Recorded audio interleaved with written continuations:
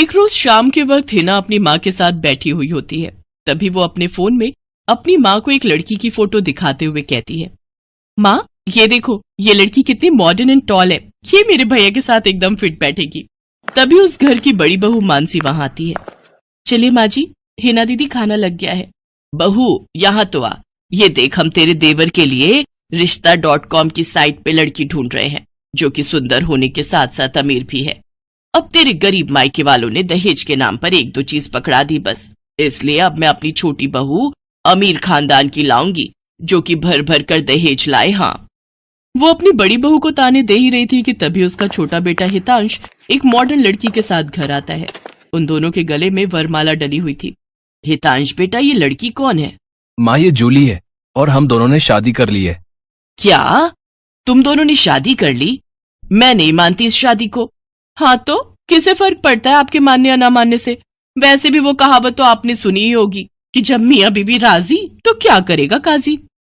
मैं जानती हूँ, जरूर इस डायन ने ही तुझे भड़काया होगा। मैं इस डायन को हरगिज अपनी बहू नहीं मानूंगी।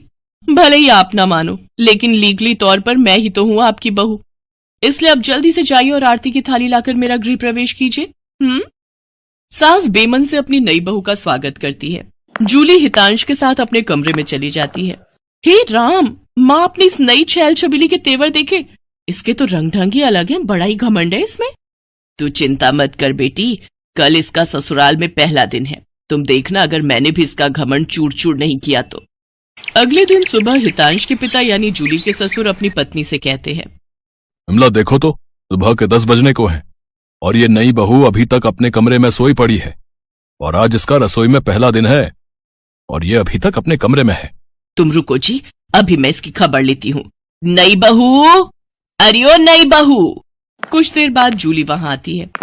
क्या बात है मम्मी जी, क्यों सुबह सुबह इस घर को मच्छी बाजार बनाकर रखा है? छोटी बहू, ये क्या तरीका है अपनी सास से बात करने का? हितांश, हितांश जरा बाहर आना तो। अब क्या हुआ जूली डार्लिंग? तुम चुपचाप से अपने बाप को समझा लो कि वो मुझसे तमीज में रहकर बात किया करे। पिताजी, आपने सुना जूली ने क्या कहा? नालायक, इस दिन के लिए पैदा किया है क्या तुझे कि तू अपनी बीवी का जोरू का गुलाम बन जाए? बस आपसे ही सीखा है पिताजी। जूली की सास खाने की लिस्ट नई बहू के हाथ में देती है और कहती है, ये ले, ये तेरी पहली रसोई की लिस्ट है। आज तुझे ये सब खाना हम सबके लिए बनाना है। और हाँ, उसके बाद किचन की साफ सफाई भी कर देना। सासू माँ, ना तो मैं खाना बनाऊंगी और ना ही सफाई करूंगी।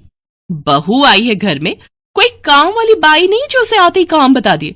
भले ही ससुराल में मेरा पहला दिन हो, लेकिन इस पहले दिन से अब आप लोगों की जिंदगी बदलने वाली है। तो मेरी प्यारी ननद जी, पहले तो आप इस घर की साफ सफाई करोगी और सासू माँ आप बनाएंगी खाना, और वो भी मेरी पसंद का। मैं ये सब नहीं करूंगी, समझी?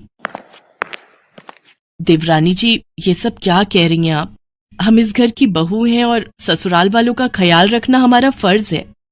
जेठानी जी, इन जैसे फर्जी लोगों के लिए काहे का फर्ज? इनके साथ तो यही होना चाहिए।